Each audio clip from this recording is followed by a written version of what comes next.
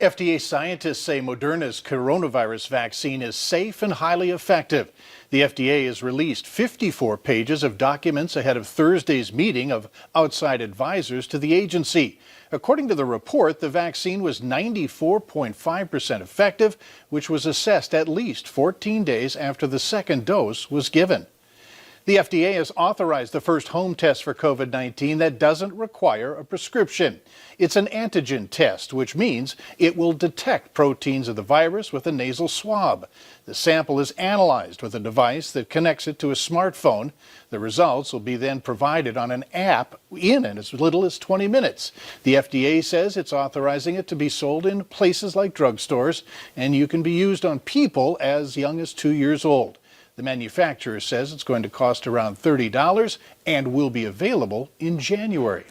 This year has been tough on many North Dakota industries, including the oil and gas sectors, and it doesn't seem to be letting up anytime soon. Reporter Morgan Benth explains. Far from full recovery. That's what Department of Mineral Resources leaders are saying as market prices and drilling rigs come up short in the process of recovering the state's second leading industry. This was probably the third worst year I have ever seen for the oil and gas industry. Lynn Helms says the two worst years for the industry were 1999 and 2000, when overproduction and economic issues dropped the state down to 0 drilling rigs. The state is now holding steady at 14.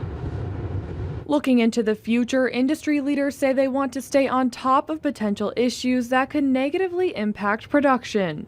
We don't see some of the challenges that we've seen in the past, whether it's for gas capture or crude oil transportation, that those challenges, we can try and stay ahead of them as best we can.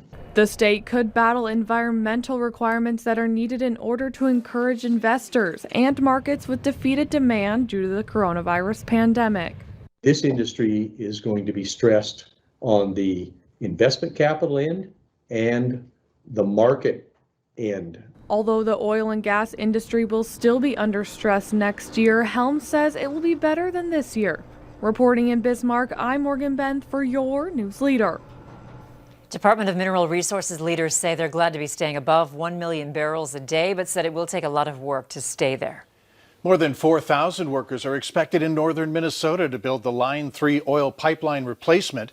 Construction has ramped up quickly since Enbridge Energy got its final state and federal permits last month.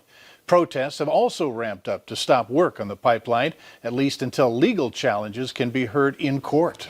Schedules are out for upcoming college graduations in the Valley. Up next, when you'll be able to virtually catch the events.